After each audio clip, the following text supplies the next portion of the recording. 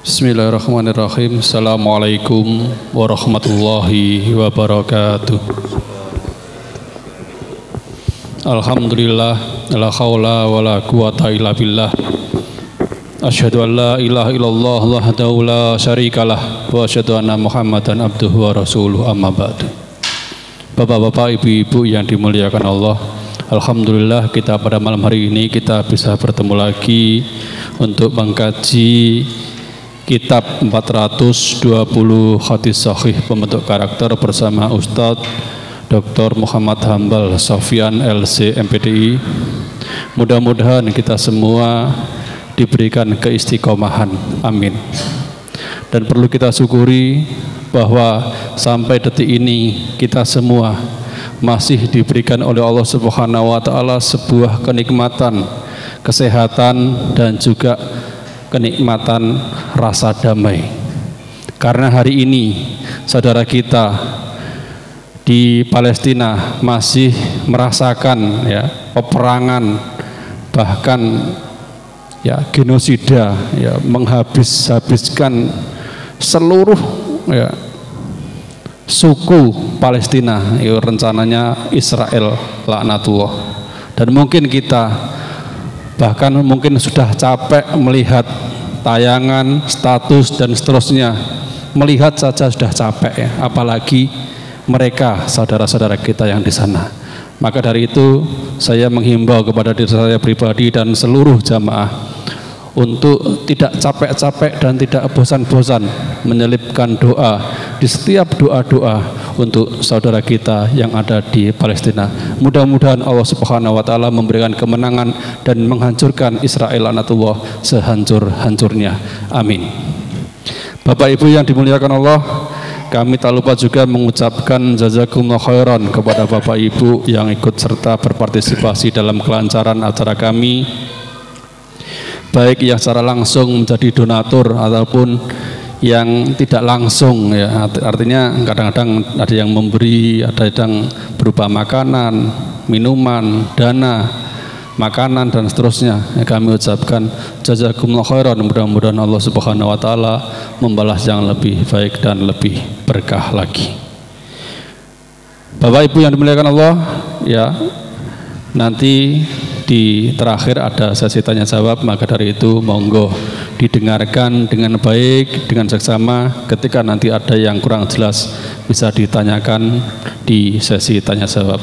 Langsung saja kepada beliau Ustadz Hambal, waktu dan tempat dipersilahkan. Assalamualaikum warahmatullahi wabarakatuh. Alhamdulillah, wassalatu wassalamu ala rasulillah wa ala alihi wa sahbihi ajma'in. Yaqulu Rasulullah sallallahu alaihi wasallam bima rawahul Bukhari wa Muslim min hadithi Muawiyah radhiyallahu an, may yuridillahu bihi khairan yufaqihu fiddin. Alhamdulillah, kita bersyukur kehadirat Allah Subhanahu wa taala atas taufik dan nikmatnya kita bisa menghadiri majelis ilmu, mengkaji hadis-hadis Nabi sallallahu alaihi wasallam sebagai bukti cinta kita kepada beliau, dan agar jalan yang kita lalui di muka bumi ini adalah jalan di atas jalan petunjuknya Rasulullah sallallahu alaihi wasallam. Dalam Al-Quran Allah Subhanahu wa taala memberikan kabar gembira kepada kita, yaitu ya ayyuhalladzina amanu in tansurullah yansurukum. Wahai orang-orang yang beriman, jika kalian menolong Allah, maka Allah Subhanahu wa taala akan menolong kalian. Jika kalian menolong agama Allah, maka Allah akan menolong kalian. Semua dari kita pasti pengen ditolong oleh Allah Subhanahu wa taala. Karena kita semua punya kebutuhan. Kita semua merasa lemah, dan kebutuhan itu datang silih berganti. Maka semua pasti mengharap pertolongan dari Allah Subhanahu wa taala. Dan dalam ayat ini Allah ngasih kabar, jika kalian pengen ditolong oleh Allah Subhanahu wa taala, kerjakan dulu syarat-syaratnya. Di antaranya adalah intan surullah. Jika kalian mau peduli, ya, peduli dengan agama Allah, ya, menolong agama Allah, peduli dengan dakwah, peduli dengan sesama. Nah, ini bagian dari sarana agar kita ditolong oleh Allah Subhanahu wa taala. Salah satu juga bagian dari menolong agama Allah adalah mempelajari, ya, mempelajari agama Allah. Kenapa? Karena kalau agama Allah ini Al-Quran dan hadis tidak ada yang mempelajari, maka agama Islam ya nggak ada yang minat, ya.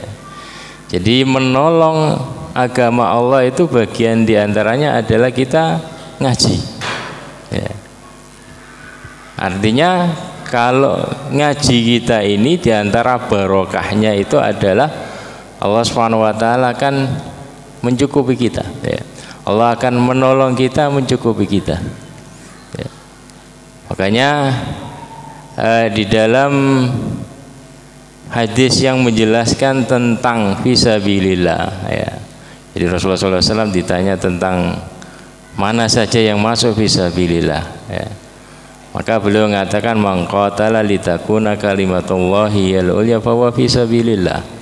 Ya, barang siapa yang berjuang agar kalimat Allah ini, agar agama Islam, agar syiar Islam ini meninggi, agar syiar Islam yang dipakai, aturan-aturan Allah yang dipakai, agar Islam ini menjadi semarak, nah, itu juga bagian dari fisabilillah, ya.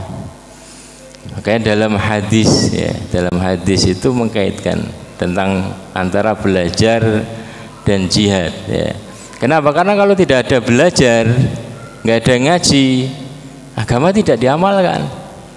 Karena ini pintu pembuka, ya, agar kita sadar sholat, kita sadar infak, kita sadar berjihad, kita ngerti bahwasanya Islam itu adalah bersaudara antara orang Indonesia dan Palestina dan muslim-muslim yang lain, ya. Itu kaitannya penting, ya. Karena Rasulullah SAW beliau mengatakan dalam riwayat, ya, beliau mengatakan manjaa, ya, manjaa masjidi hadza la ya'tihi illa li khairin yata'allamuhu aw yu'allimuhu bahwa bimanzilatil mujahid fisabilillah. Barang siapa yang, ya, datang ke masjid ini untuk tujuan kebaikan yang dia pelajari atau kebaikan yang dia ajarkan, maka bahwa bimanzilati, maka dia mendapatkan pahala seperti, ya, orang yang berjihad di jalan Allah, ya. Ini adalah bagian dari motivasi Rasulullah SAW agar semangat ngaji. Kenapa? Karena kalau kita semangat ngaji, kita akan sadar dengan jihad, kita akan sadar dengan kewajiban-kewajiban yang lainnya, ya. Makanya Rasulullah memberikan motivasi itu, sama itu mendapatkan pahala, ya, bimanzilati, mendapatkan pahala orang yang berjihad di jalan Allah Subhanahu wa taala. Kenapa? Karena itu kunci, ya, kunci pembuka. Jadi hidayah itu ada pada ngaji, ya. Karena hidayah itu ada dua macam, hidayatul taufik dan hidayatul bayan. Hidayatul bayan itu adalah kita mendengarkan Al-Quran dan hadis, ya, penjelasan-penjelasan untuk menggerakkan hati kita. Sedangkan hidayatul taufik itu adalah dari Allah. Allah Subhanahu wa taala memampukan kita mengerjakan apa yang kita ketahui, ya. Jadi ada keterkaitan, ya. Apalagi kita hidup di akhir zaman, ya. Di akhir zaman, maka Rasulullah SAW sangat memotivasi umat Islam agar selalu semangat ngaji. Karena selama kita ngaji, kita akan terjaga sholat kita. Selama kita ngaji, kita akan terjaga zikir kita. Selama kita ngaji, maka kita akan terjaga istighfar kita. Selalu sadar-sadarnya. Terlebih di akhir zaman yang banyak fitnah. Rasulullah katakan badiru bil amal fitanan ka qita'il laili mudlim. Ya. Yusbihur rajulu mu'minan wa yumsi kafiran wa yumsi mu'minan wa yusbihu kafiran yabi'u dinahu bi'aradin minad dunya. Bersegeralah beramal sebelum datang masa-masa fitnah yang gelap gulita seperti potongan-potongan malam yang tumpuk menumpuk gelap gulita, sehingga seorang itu pagi hari mukmin, sore hari udah kafir. Ya, kenapa? Karena dia nggak paham ternyata yang dia kerjakan itu adalah perbuatan kufur, yang dia yakini itu adalah keyakinan kufur. Atau sore hari dia muslim, pagi hari terjerumus ke dalam kekufuran. Ya. Jadi semakin mendekati ke hari kiamat ini semakin buruk. Kenapa? Karena tadi tumpuk menumpuk sampai datang Dajjal. Jadi akan datang para penipu. Sebelum datang Dajjal itu muncul para pembual, ya, penipu Dajjal. Ya. Nah, Dajjal itu kalau makanya setiap nabi itu mewanti-wanti umatnya, ya, termasuk Rasulullah SAW agar berlindung dari fitnah Dajjal, ya, penipuan besar-besaran. Ya. Jadi seorang kalau didatangi Dajjal nggak ada yang bisa ini terlepas itu kecuali orang yang betul-betul kuat imannya sampai kemudian orang berlari ke puncak-puncak gunung agar apa? Agar tidak ketemu dengan Dajjal. Kenapa? Karena dia diberi kekuatan seperti kekuatan Tuhan. Tanah kering suruh hijau, hijau langsung hijau, ya. Hanya ada 2 kota saja yang Dajjal nggak mampu menembusnya, yaitu Mekah dan Madinah, ya. Kita di Indonesia ya itu berapa? Jadi pentingnya taklim ngaji terlebih di akhir zaman itu agar kita ini betul-betul berpegang teguh dengan akidah kita, keyakinan kita, sadar betul itu. Karena dalam hadis Anas itu orang di akhir zaman itu memegang agamanya seperti orang yang memegang bara api, ya, panas, ya. Jangan sampai kita tertipu. Jangan sampai kita ini yang kita pegang ternyata bukan bara api, ternyata kotoran sapi yang agak hangat-hangat. Kenapa nggak berkualitas agama kita, kan gitu? Karena banyak tipuan-tipuan. Makanya kita belajar pada sumbernya itu, ya, belajar dengan Al-Quran, belajar hadis-hadis Nabi agar kita lebih dekat mendapatkan petunjuk, ya. Kenapa kok nggak belajar kemudian penjelasan-penjelasan? Ya kalau langsung kepada hadis-hadisnya itu lebih jelas nanti itu. Kadang banyak penutupnya, banyak sarahnya, kadang hilang dari aslinya, ya. Dan dengan membaca hadis-hadis Nabi kita akan terbiasa dengan bersolawat kepada Rasulullah SAW. Malam hari ini kita bahas hadis yang kedua dari larangan bid'ah. An Jabir radhiyallahu anhu qala kana Rasulullah sallallahu alaihi wasallam idza khataba ihmarrat 'ainah wa ala sawtuhu washtadda ghadabuhu hatta ka'annahu mundiru jayshin yaqulu sabbahakum wa massakum wa yaqul bu'ithu ana wasa'atu kahataini wa yakrinu baina usbu'aihi as-sababa wal wusta wa yaqulu amma ba'du fa inna khairal hadithi kitabullah wa khairal hadi hadi Muhammadin sallallahu alaihi wasallam wa syarrul umuri muhdatsatuha wa kullu bid'atin dhalalah. Rawahu Muslim. Dari Jabir radhiyallahu anhu dia menuturkan Rasulullah sallallahu alaihi wasallam kalau berkhutbah, kalau menyampaikan sesuatu yang penting, ya, atau sesuatu yang banyak dilanggar oleh orang, maka biasanya beliau itu menyampaikan dengan penuh tadi, dengan ada emosi ya. Kenapa? Karena sebagai bentuk ya. Karena sama seperti sabda Rasulullah SAW, Innallaha ta'ala yaghar wa ghairatullah ayyatiyal mar'u ma harramallahu alaihi. Sesungguhnya Allah Subhanahu wa taala punya sifat murka.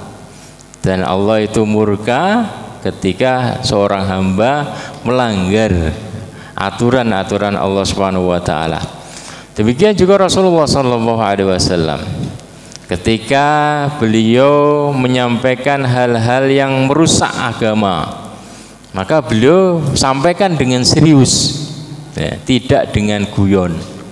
Kayak idza khataba ikhmarrat aina ya, kalau beliau berkhutbah maka memerah kedua mata beliau.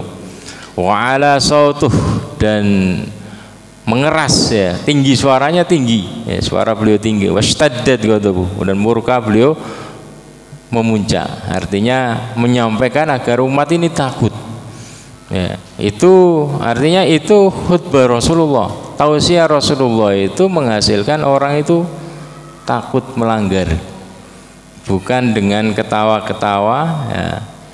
Jadi itu bedanya cara Rasulullah SAW menyampaikan tausiah, dan kebanyakan tausiah yang disampaikan hari ini ya, kalau sampaikan hari ini lebih kepada guyon. Tapi kalau Rasulullah marrat aina, kedua mata beliau memerah, wa ala sautuh, suara beliau meninggi, wastadda ghadabuh, murka beliau juga meninggi. Hatta ka'annahu mundhiru jaish ya, seakan-akan beliau itu adalah seorang komandan yang ketika melihat pasukannya ini sedang nyantai-nyantai ya, sedang berleha-leha padahal musuh mau menyerang ya. Maka beliau katakan sobbahakum masakum, musuh sudah mendekat, bisa jadi menyerang kalian di pagi hari, bisa jadi menyerang kalian di sore hari. Wa yaqul bu'ithu ana wasa'atu kahadain, aku itu diutus di penghujung zaman, sudah mendekati hari kiamat ya. Sedangkan hari kiamat itu, orang yang berjumpa dengan hari kiamat itu adalah orang yang paling jelek ya. Jadi makin terus mendekati kiamat, kualitasnya itu khawatir terus makin menjelek, meskipun teknologinya tinggi ya. Tapi kualitas keimanannya, kualitas rohaninya ini melemah ya. Sampai kemudian hilang kalimat Allah itu. Makanya dalam hadis itu nanti di akhir zaman itu orang itu ketika disebut adzan disampaikan, kayaknya dulu pernah mendengar ya. Kenapa? Karena sudah dilupakan ya. Jadi Rasulullah SAW mengatakan, saya diutus di akhir-akhir, mendekati hari kiamat. Antara aku dan hari akhir itu bagikan dua jari ini, dan beliau mendekatkan dua jari beliau, jari telunjuk dan jari tengah, dan beliau mengatakan wa yaqul ya, amma ba'du ya.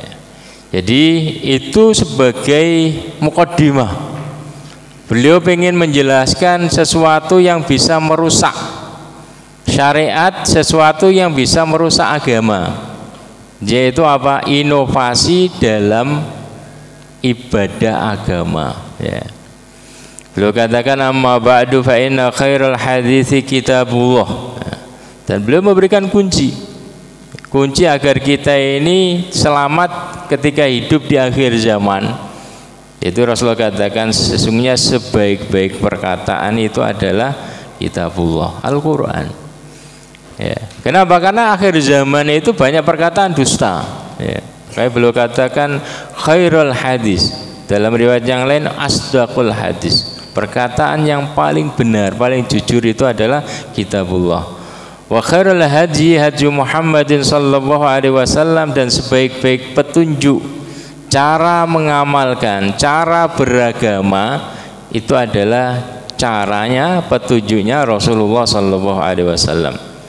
Wa syarrul umuri muhdatsatuha, dan sejelek-jelek urusan itu adalah muhdatsatuha, yang dibuat-buat, ya. Wa kullu bid'atin dhalalah, dan setiap bid'ah, sesuatu yang dibuat-buat dalam agama itu adalah bid'ah, itu adalah dhalalah, ya, sesat. Wa kullu dhalalatin finnar. Lanjutan dalam riwayat yang lain, setiap kesesatan itu akan berada dalam neraka atau mengantarkan masuk ke dalam neraka. Rawahu Muslim. Ya. Jadi dalam hadis ini Rasulullah Sallallahu Alaihi Wasallam mewanti-wanti kita agar kita tidak berinovasi dalam agama. Kalau dalam urusan dunia kita, dalam urusan sarana mengamalkan agama kita, maka Rasulullah menyerahkan kepada kita, silakan berinovasi, ya. Antum a'lamu bi umuri dunyakum, kalian lebih tahu dengan urusan dunia kalian. Tapi dalam masalah agama, dalam masalah beribadah, tata cara ibadah, maka dilarang berinovasi. Kenapa? Karena itu akan merusak, ya, akan merusak agama ini, ya. Jadi kalau Rasulullah mengajarkan seperti ini, kalimat begini, sudah kita amalkan seperti itu, ya. Jadi kalau Rasulullah SAW mengajarkan kepada kita memulai ceramah dengan assalamualaikum, ya sudah langsung assalamualaikum, gak usah a'udzubillahi minasyaitonirrajim, bismillahirrahmanirrahim, assalamualaikum, ya. Meskipun a'udzubillah, bismillah itu bagus, ya, meskipun itu bagus. Jadi gak usah bismillah, assalamualaikum. Kenapa? Kan Rasulullah memulai dengan assalamualaikum warahmatullahi wabarakatuh, ya. Dan itu di banyak para ulama yang tadi, ya, jadi mengingatkan, ya, jadi gak usah ditambahi basmalah, langsung assalamualaikum, ya. Meskipun basmalah itu kan bagus toh. Siapa yang mengatakan basmalah itu jelek, ya. Basmalah itu bagus. Tapi ini dalam masalah beragama, ya kita niru saja. Beliau memulai dengan assalamualaikum, ya kita memulai dengan assalamualaikum, ya. Dalam riwayat Tirmidzi, ya, disebutkan anna rajulan atisa ila jambi Ibni Umar, ya. Ada seorang tabi'in itu ketika ini berada di samping sahabat Ibnu Umar itu bersin. Setelah bersin dia mengucapkan faqala alhamdulillah wassalamu ala rasulillah, ya. Setelah bersin dia mengucapkan alhamdulillah wassalatu wassalam ala rasulillah, ya. Yang disyariatkan apa? Alhamdulillah. Dia tambahi sholawat, ya. Bagus nggak sholawat? Bagus, ya.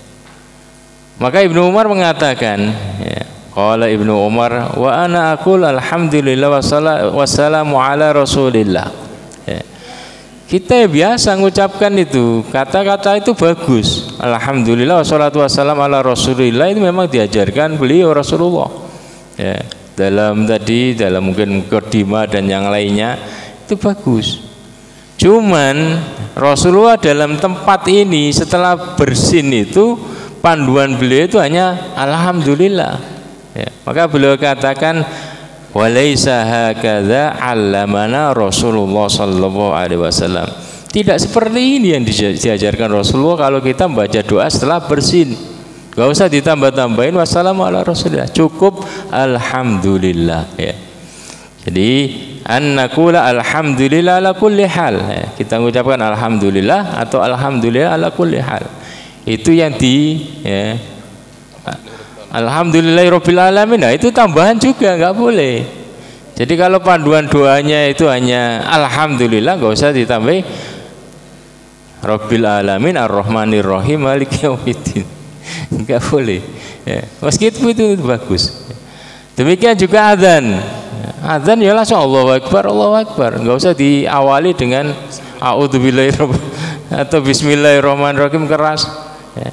Itu dalam fikih sunnah dan beberapa kitab yang lain juga disebutkan seperti itu. Jadi syariat yang dicontohkan oleh Rasulullah dalam zikir, dalam apa saja yang ada contohnya, laksanakan persis seperti itu, ya. Adapun kalau kita mau bersolawat selain itu banyak tempat, ya. Banyak waktu kosong kita untuk mengamalkan solawat. Banyak waktu kosong kita mengucapkan ini Fatihah ya. Jadi kalau tuntunannya itu hanya basmalah, ya nggak usah Fatihah. Ya, nggak usah inovasi jadi Fatihah. Nanti inovasi jadi Al-Baqarah, ya, ayat kursi. Jadi kalau zikir yang diajarkan dalam riwayat itu hanya basmalah, ya sudah basmalah saja. Bismillahirrahmanirrahim sudah. Ya, nggak usah diganti-ganti, nggak usah ditambah-tambahi. Ya. Jadi itu dalam riwayat Tirmidzi. Itulah para sahabat. Jadi mereka mengingatkan ketika para tabi'in itu ada kekeliruan, menambah-nambah atau yang lainnya, mereka mengingatkan seperti itu. Kenapa? Karena agar agama ini terjaga. Karena Rasulullah SAW itu sudah menyampaikan dengan sempurna, ya. Dan Rasulullah SAW itu memilihkan kata yang terbaik bagi umatnya. Utia jawami'ul kalim, kalimat-kalimat yang terbaik, yang padat, gak usah ditambah-tambahi lagi. Karena dalam Al-Quran dikatakan al-yawma akmaltu lakum dinakum. Jadi di akhir ketika Rasulullah SAW haji wada, maka turun ayat ini, sudah sempurna. Jadi apa yang Rasulullah SAW sampaikan, dan itu detail yang disampaikan Rasulullah SAW.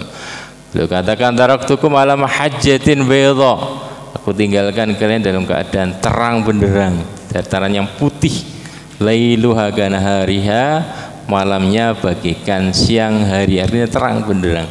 La yazigu anha illa halik, tidaklah orang nyimpang menolak dari ajaran ini kecuali dia akan binasa. Jadi tugas kita adalah mengkaji, ya. Tinggal membaca hadis-hadis Nabi SAW, mempelajarinya, maka kita akan berada, meskipun kita hidup di akhir zaman ini, kita berada dalam keadaan terang benderang. Ada jelas yang kita pegangi, ternyata ini tipuan, yang ini tipuan, yang benar itu adalah apa yang digariskan oleh Rasulullah SAW.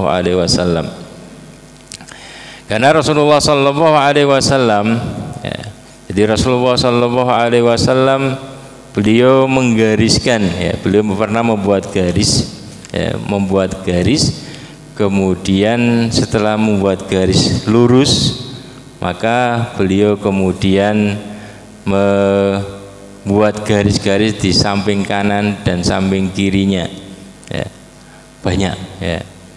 Maka kemudian beliau mengatakan wa anna hadza sirati mustaqiman, inilah jalanku yang lurus itu, ya. Fattabi'uhu wa la tattabi'us subul, ikuti jalan yang ini, jangan ikuti garis-garis kanan dan garis-garis kiri, ya. Artinya apa, ya?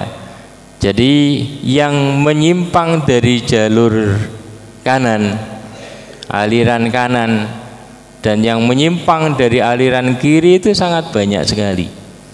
Aliran kanan bagaimana? Ya dari aliran orang Islam sendiri. Dalam berakidah itu kemudian banyak ditemui akidah-akidah yang nyimpang, ya. Dalam aliran kiri yang menjauh dari Islam, aliran yang menjauh dari Islam juga sangat banyak sekali. Dan Rasulullah SAW menggariskan yang benar adalah yang ini, yang ada dasarnya, ma'ali ana wa ashabi, apa yang aku berada di atasnya beserta para sahabatku, itu yang kalian ikuti, ya. Itu yang paling mudah, ya, mengembalikan sesuatu pada aslinya, ya. Jadi mengembalikan syariat pada aslinya. Dalilnya mana? Kan gitu. Dasarnya adalah ini, sahabat mengamalkan begini, udah itu yang paling selamat, ya. Kalau kita menerima selain itu, maka banyak sekali tawaran-tawaran, dan masing-masing itu berdalil. Punya dalil ini, pakai dalil ini, pakai dalil ini. Orang Syiah pakai dalil ini, orang Khawarij pakai dalil ini. Kalian akan bingung, ya. Jadi ma'ana alaihi wa ashabi, ya. Jadi Rasulullah SAW mengatakan sataftariku ummati, umatku ini akan berpecah belah menjadi 73 golongan, ya. Semuanya masuk neraka kecuali satu, yaitu, ya, firqah najiyah, ya. Jadi mereka-mereka yang betul-betul berpegang teguh dengan Al-Quran dan Sunnah Rasulullah SAW. Ada beberapa pelajaran yang bisa kita peroleh dari hadis ini. Yang pertama adalah bahwa Islam itu dilakukan dengan cara ittiba, ngikut saja, sudah lengkap, tinggal ngikut, belajar, ngikut, ngamalkan, mengikuti contoh dan petunjuk Rasulullah SAW, bukan dengan cara ibtida, mengada-ngada yang baru, mengadakan amalan baru yang tidak berdasar, ya. Jadi itu cara praktis dalam beragama, ya. Tinggal ngikut ittiba. Ada dalilnya kita amalkan, tidak ada dalilnya ya kita tinggalkan, ya. Kenapa? Karena Allah SWT menginginkan diibadahi dengan syariatnya yang dijelaskan oleh Rasulullah SAW, bukan dengan syariat yang dimodifikasi, ya. Jadi Ibnu Mas'ud kemarin kita sampaikan, al bid'ah dhalalah wa in ra'ahan nas hasanah. Bid'ah itu sesat, meskipun orang-orang itu nganggapnya itu bagus, ya. Jadi sesuatu yang tidak ada dalilnya, yang diada-adakan, maka itu adalah merdud, yang tertolak, bukan bagian dari cara beragama yang selamat, ya. Jadi dalam surat Al-Baqarah 257, ya. Jadi Allah waliyul ladzina amanu yukhrijuhum minadh-dhulumati ilan nur, ya. Allah adalah wali dari orang-orang yang beriman, mengeluarkan dari zulumat ilan nur, dari berbagai banyak kegelapan, bukan satu kegelapan tapi banyak kegelapan, menuju satu cahaya. Artinya apa? Jalan-jalan yang menyimpang itu sangat banyak sekali. Artinya kalau kita tidak mau ngaji, kita tidak rajin belajar, kita menjauh dari hidayah, ya kita terbawa, ya, terbawa oleh jalan-jalan tersebut, ya. Dan setiap jalan itu ada setan yang menyeru, ya. Ada setan yang menyeru, yang memberikan, yang menjadi tukang promo, tukang ini, ya. Sehingga seakan-akan menarik, ya. Makanya perlu penguatan kita kepada agama ini, ya. Kalau kita betul-betul belajar agama ini, belajar dalil-dalilnya, maka jelas, oh ini yang disyariatkan, oh ini yang tambahan-tambahan, oh ini yang tidak disyariatkan, ini yang menyimpang, ya. Kemudian pelajaran yang kedua yang kita bisa peroleh dari hadis ini, bahwa kesibukan terbaik adalah mempelajari Al-Quran dan Sunnah, ya. Kesibukan terbaik adalah mempelajari Al-Quran dan Sunnah, ya. Sebagaimana dalam hadis tadi, ya. Kalau kita semangat ngaji, ya, maka itu adalah bimanzilatil mujahid fisabilillah. Kita akan mendapatkan keutamaan seperti orang yang berjihad di jalan Allah. Kok enak sekali, ya. Yo, memang itulah motivasinya agar kita semangat, ya. Karena kalau kita semangat ngaji itu, kita juga akan berjihad, kita akan juga sedekah, kita akan lebih jelas dalam memandang apa yang terjadi di alam ini, ya. Jadi dalam hadis disebutkan, ya, wasohan Rasulullah sallallahu alaihi wasallam asdaqul hadis kitabullah azza wa jalla wa ahsanul hadi hadi Muhammadin sallallahu alaihi wasallam, ya. Jadi dalam hadis disebutkan asdaqul hadis. Kalau di sini adalah khairul hadis. Dalam hadis yang lain adalah asdaqul hadis. Perkataan yang paling benar, yang paling jujur, yang paling sesuai dengan kenyataan, itu adalah kitabullah. Wa ahsanul hadi, dan sebaik-baik petunjuk adalah petunjuk Muhammad sallallahu alaihi wasallam.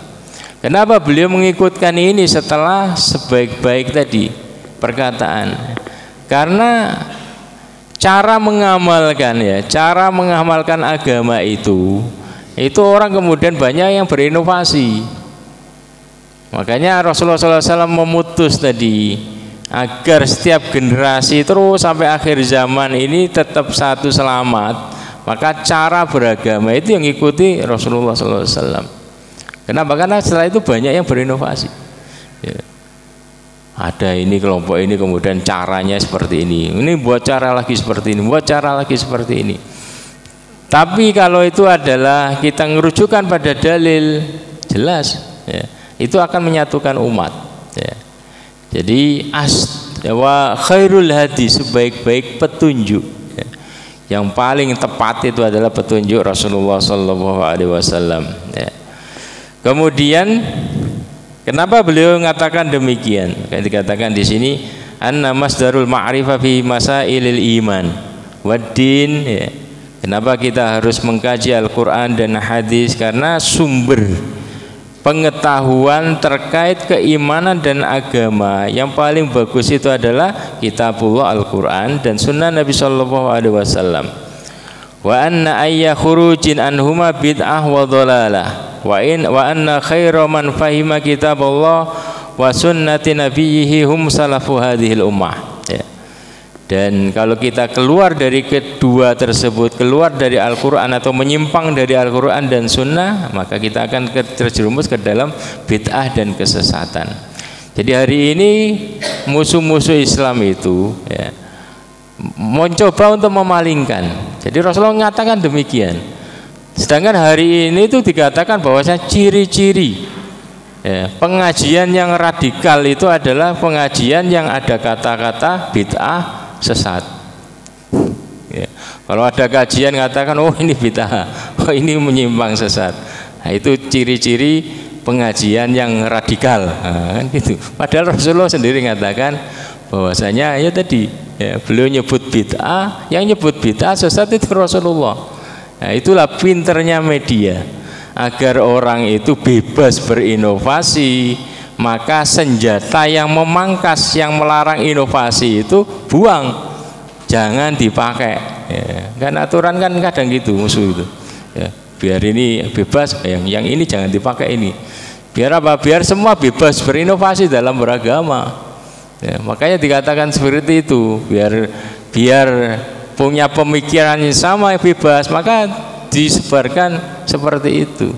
Jadi pengajian, ciri-ciri pengajian radikal itu adalah pengajian yang banyak menyebut kata bid'ah dan dhalalah, sesat. Padahal itu yang nyebut itu Rasulullah ya.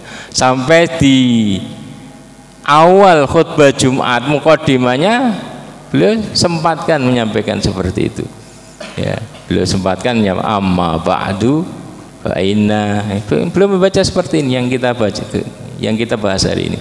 Inna astaqal hadithi kitabullah wa khairul hadiyati Muhammadin sallallahu alaihi wasallam wa syarrul umuri muhdatsatuha wa kullu muhdatsatin bid'ah wa kullu bid'atin dhalalah wa kullu dhalalatin finnar ya. Beliau sempatkan menyampaikan itu sebelum membahas pembahasan khutbah. Agar apa? Agar tertanam di benak ya, kaum muslimin itu bahwasanya yang harus dipegang teguh itu Al-Qur'an dan Sunnah. Jangan berinovasi dalam beragama ya. Tapi berinovasi pada yang lainnya ya. Kemudian sudah ada nih? Belum tuh. Kemudian yang ketiga ya. Yang ketiga belum ya. Wa ana khairu man fahima kitabullah wa sunnatan nabiyhi, dan orang yang terbaik ya, dalam memahami kitabullah dan sunnah rasulnya adalah salafu hadil ummah, orang yang dididik langsung oleh Rasulullah sallallahu alaihi wasallam, yaitu para sahabat. Kemudian generasi setelahnya itu yang terbaik ya. Kenapa? Karena mereka ini generasi yang betul-betul kuat berpegang teguhnya dengan Al-Quran dan sunnah Rasulullah sallallahu alaihi wasallam. Generasi yang sangat takut membuat-buat yang bid'ah ya. Sampai-sampai yang ketika Umar itu mengusulkan kepada Abu Bakar untuk membukukan Al-Quran, maka Abu Bakar menjawab, kenapa kita ngerjakan sesuatu yang tidak dikerjakan oleh Rasulullah ya. Umar kemudian meyakinkan Abu Bakar bahwasanya ini adalah bagian dari sarana tadi itu untuk kebaikan masa depan. Sampai Abu Bakar itu paham, kemudian rundingan siapa yang mau ditugaskan, kemudian tertuju pada nama Zaid bin Thabit, sekretaris Rasulullah sallallahu alaihi wasallam. Sama jawabannya ketika Zaid bin Sabit diminta untuk mengomandani proyek pembukuan Al-Quran, maka jawabannya sama. Kenapa kita ngerjakan sesuatu yang tidak dikerjakan oleh Rasulullah SAW? Sampai kemudian dijelaskan, beliau kemudian paham, ternyata ini manfaatnya luar biasa. Tapi di akhir beliau katakan, kalau saya ditugaskan untuk untuk memindahkan gunung, ada gunung itu kemudian diambil sedikit demi sedikit dipindahkan ke tempat lain, itu lebih ringan bagi saya daripada mengerjakan sesuatu yang tidak dikerjakan oleh Rasulullah SAW. Nah, itulah bagaimana para salafus saleh, para sahabat, para tabiin dan para tabiin, mereka betul-betul berpegang teguh dengan Al-Quran dan Sunnah, sehingga Rasulullah SAW beliau bersabda, khairun nas qarni tsummal ladzina yalunahum tsummal ladzina yalunahum. Sebaik-baik manusia adalah generasiku, dan generasi setelahnya, dan generasi setelahnya. Maka kalau kita ingin mencontoh, membaca biografi, maka kita baca 3 generasi ini, sehingga itu menjadi contoh yang bagus bagi kita. Silakan azan dulu.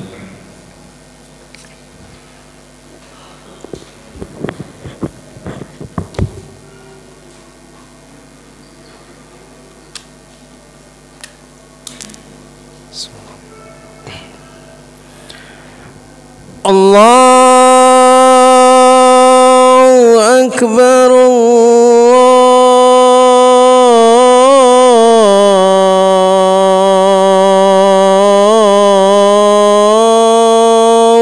Akbar,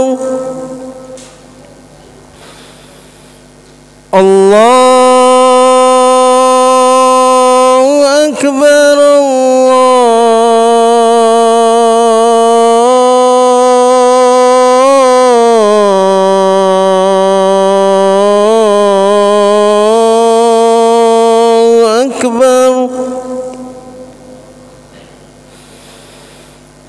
Ashhadu an la ilaha illallah.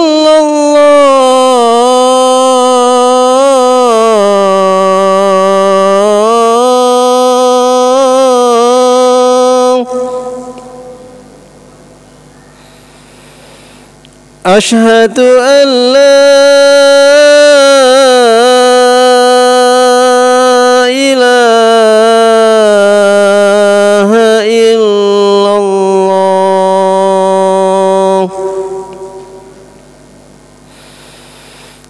Ashhadu anna Muhammadar Rasulullah.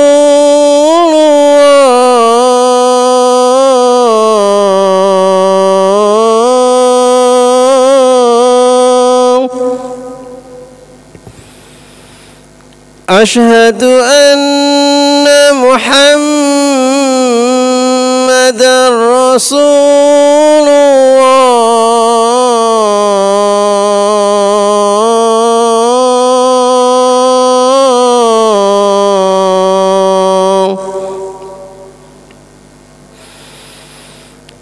Hayya 'ala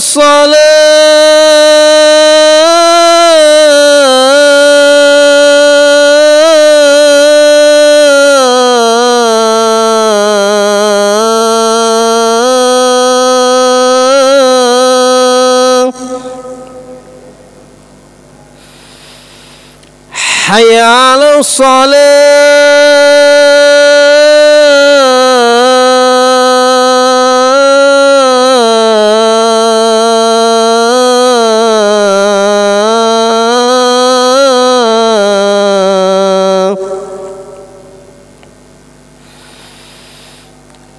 Hayya 'alal falah.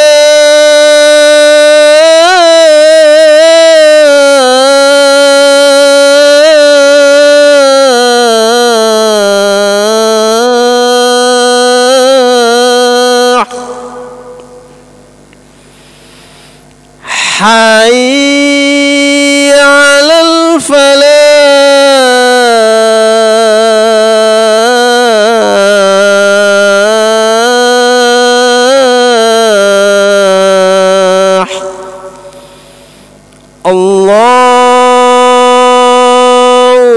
أكبر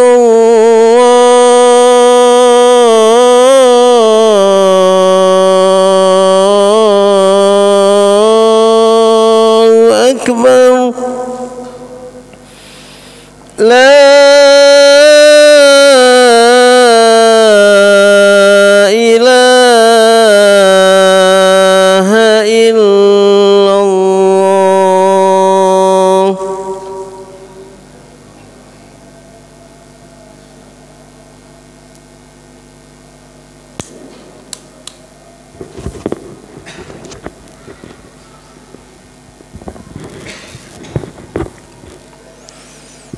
Ya, kita lanjutkan sebentar. Pelajaran yang ketiga yang bisa kita peroleh dari hadis ini, bahwa Rasulullah SAW adalah sebaik-baik teladan dalam beragama, yaitu khairul haji, sebaik-baik teladan di dalam beragama. Oleh karena itu harus meninggalkan semua amalan bid'ah yang tidak ada contoh dari Rasulullah SAW. Jadi, dan itu kita akan paham bahwasanya ini ada dasarnya atau tidak ada dasarnya dari Rasulullah SAW. Kita akan paham dengan semangat ngaji, belajar, dengan taklim. Makanya Rasulullah SAW agar umatnya ini terjaga dari mengada-ngada, ya, beliau memotivasi, ya, banyak hadis-hadis yang memberikan motivasi agar kita ini mau mengaji, mau belajar, ya. Dan kalau mau pengen cari berkah, pengen cepat pinter, paham dalam belajar, ya belajar diimbangi dengan sedekah, ya. Maka dalam ayat itu, idza najaitumur rasula faqaddimu baina yaday najwakum shadaqah. Orang-orang yang beriman, kalau kalian itu mau munajat, ya, mau munajat dengan Rasulullah, maka qaddimu baina yaday najwakum shadaqah, bawa sedekah. Kalau sekarang mau ke kiai bawa gula 2 kilo itu ada dasarnya ayat ini. Kenapa? Karena biar cepat pinter meresap. Nah, itu yang diamalkan oleh bapaknya Imam Al-Ghazali, ya. Jadi betul-betul memuliakan para ulama, guru, dan mendapatkan keberkahan setelahnya, ya. Yang pinter adalah anaknya. Allah jadikan anaknya ini menjadi orang-orang yang hebat, pinter, ya.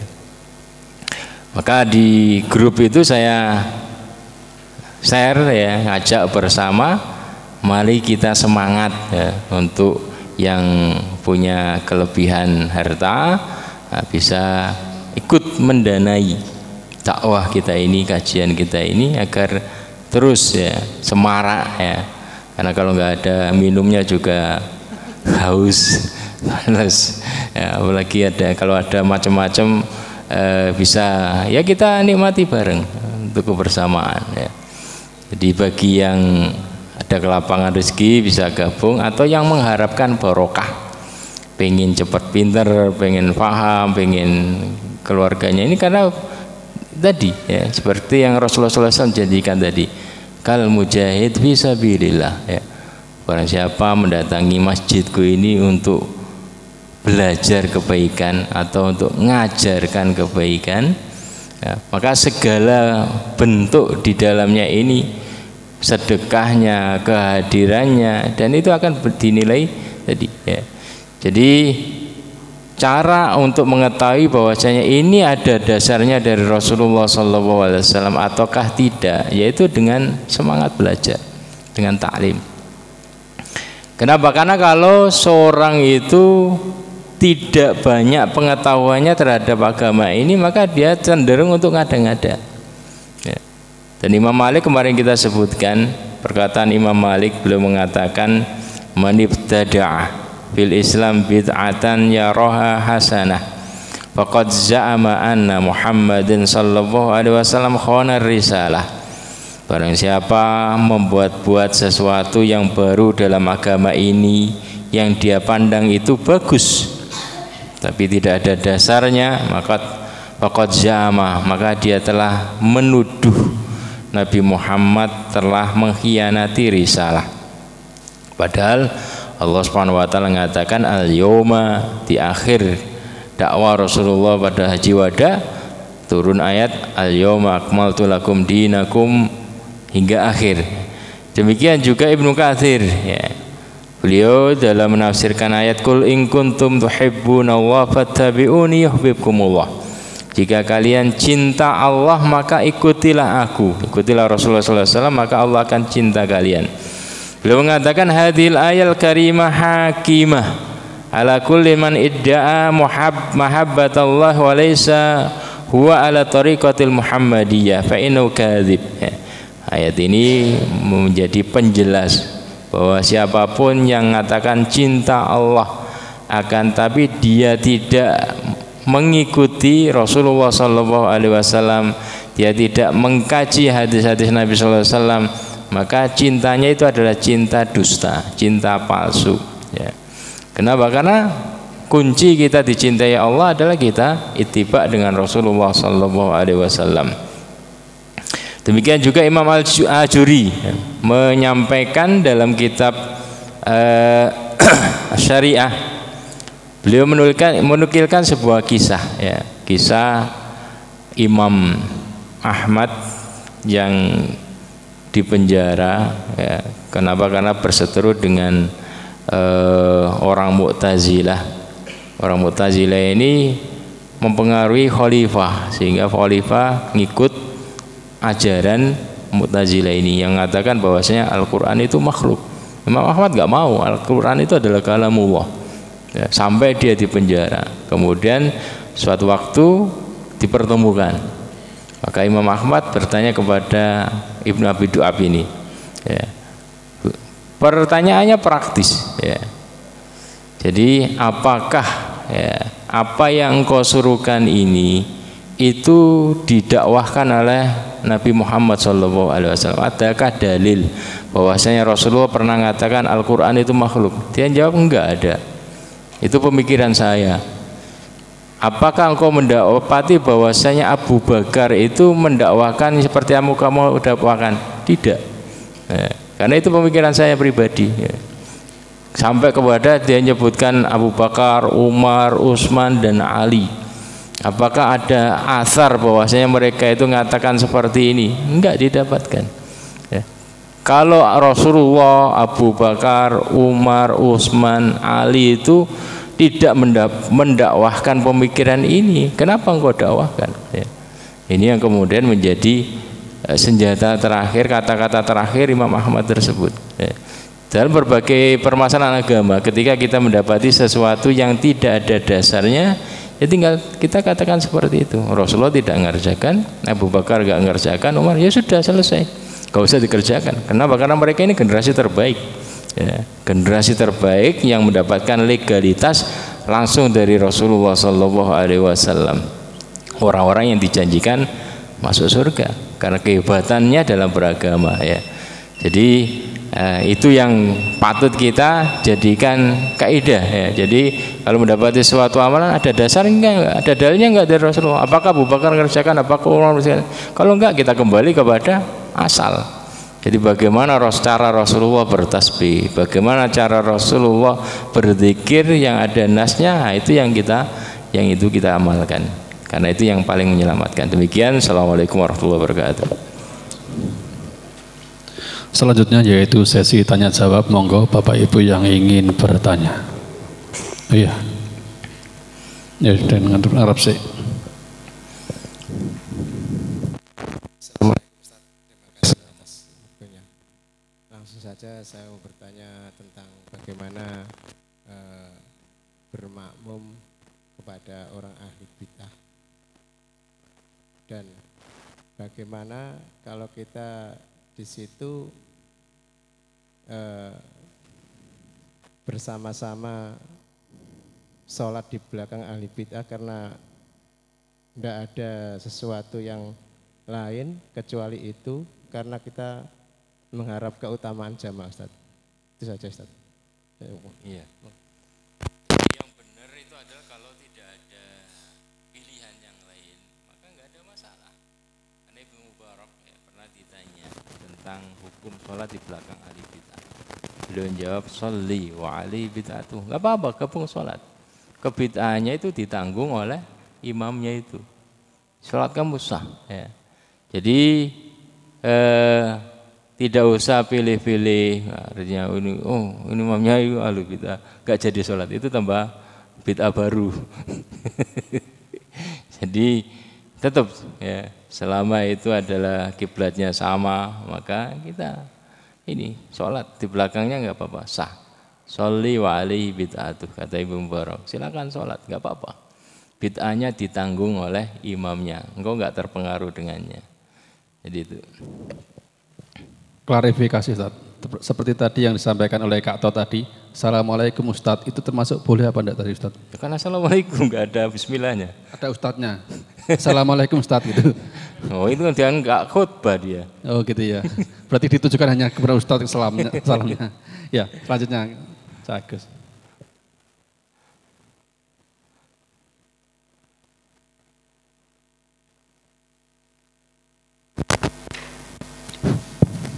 Assalamualaikum warahmatullahi wabarakatuh. Wassalamualaikum warahmatullahi wabarakatuh. Afwan Ustaz, di dalam Islam itu ada dalil utama yaitu Al-Quran dan hadis, dan selain itu ada dalil tambahan. Ada dalil-dalil tambahan yaitu kita mengenal adanya atsar, ada namanya qiyas, istima, dan ijtihad ya. Apakah seseorang yang beramal di lain yang sudah ditentukan itu, apakah bisa dikatakan bid'ah? Seperti at-tarikh sahabat ya, kebiasaan atau perkataan sahabat, apakah di luar itu orang bisa dikatakan bid'ah? Ya, jazakumullah. Seperti apa tadi? Itu kan perkataan sahabat atau kebiasaan sahabat. Apakah seseorang yang beramal di luar yang sudah ditentukan itu, apakah bisa dikatakan bid'ah? Ya. Jadi dalam fikih itu ada beberapa adilatul ahkam, dalil-dalil yang bisa dijadikan sandaran hukum. Ya. Ada Al-Quran, sunnah, ada ijma, ada qaul sahabi, ada. Cuman kan nanti ada perselisihan pendapat di dalamnya. Ya. Jadi ada qiyas. Ya. Cuman kan ada aturan-aturannya nanti. Mana qiyas yang benar, mana qiyas yang tidak benar. Ya. Jadi selama tadi itu merujuk kepada dalil yang jelas, kuat. Ya, tinggal dilihat permasalahannya nanti. Apakah ini permasalahan tentang hukum sesuatu? Contohnya solusi tentang zakat bagi orang Indonesia. Kalau di Arab kan nasnya itu kan pakai kurma, pakai ini. Indonesia kan beras. Maka itu kemudian dipakai qiyas. Ya. Itu boleh. Ya. Jadi yang kita bahas itu adalah tambahan-tambahan ibadah tadi itu. Kalau itu enggak ada dalilnya dari Al-Quran, dalilnya dari Sunnah, ya, dalilnya dari perkataan sahabat. Cuman perkataan sahabat ini juga antara ahlu hadis dan fuqaha ini nanti berselisih pendapat. Kalau fuqaha itu boleh, ya, kalau itu ada dasarnya dari qaul sahabi Abu Bakar, ada Ibnu Umar atau Ibnu Abbas, maka boleh, karena qaul sahabi itu bagian dari adilatul ahkam, dalil yang bisa dijadikan sandaran hukum. Tapi kalau alul hadis, ya, alul hadis itu qaul sahabi itu nggak bisa menjadi dalil mandiri. Ya. Maka dia tidak, kalau dia hanya dalil mandiri sendiri, maka dia tidak bisa dijadikan hujjah. Dia hanya sebagai penguat. Ya. Maka nanti dalam menyimpulkan sebuah hukum ini terjadi perselisihan pendapat, hasil ya, kesimpulan pendapat antara alul hadis dan fuqaha. Ya. Contohnya tentang ini ya, takbiran malam Idul Fitri. Ya, kalau alul hadis Rasulullah itu ngerjakan takbiran itu setelah subuh ke musola, itu ngerasakan takbiran bareng. Ya. Malamnya nggak ada dasar bahwa beliau ngerjakan itu. Ya. Sehingga kalau alul hadis mengatakan, oh itu nggak ada dasarnya malam itu. Ya. Sedangkan fuqaha mengatakan itu boleh. Kenapa? Karena Ibnu Umar itu melakukannya. Karena Ibnu Umar menyimpulkan dari ayat ya, yaitu walitukmilul iddata walitukabirullah ala ma hadakum. Selesaikan jumlah Ramadan, setelah itu perbanyak takbir. Ramadan kan selesai maghrib. Setelah itu maka setelah maghrib itu maka perbanyak takbir. Ibnu Umar kemudian takbir itu ijtihad beliau. Ya, jadi yang penting kita tahu dasarnya tadi itu. Ya, jadi kalau nggak paham dasarnya itu dia akan mudah untuk membid'ahkan seseorang. Tapi kalau memahami dalil masing-masing, maka itu tidak sampai kepada sana. Ya, karena masing-masing punya dalilnya kuat. Yang penting ada dalilnya, silakan mengerjakan. Tapi kalau nggak ada dalilnya, ya mending kerjakan yang lain yang jelas-jelas ada dalilnya. Ya, jadi perlu pembahasan panjang itu, penjelasan usul fikih. Dan usul fikih juga ada dua macam, usul fikih aliran alul hadis dan usul fikih aliran fuqaha. Ya, itu kadang ada beberapa hal yang berbeda. Ya. Ya, kita cukupkan dan kita sambung di grup. Barangkali dari bapak-bapak ada yang belum masuk grup, nanti bisa dimasukkan di grup. Mohon maaf kalau ada kesalahan. Kita tutup dengan doa, dengan hamdalah dan doa kafaratul majlis. Alhamdulillahirabbil alamin. Subhanaka Allahumma wa bihamdika asyhadu an la ilaha illa anta astaghfiruka wa atubu ilaik. Wassalamualaikum warahmatullahi wabarakatuh.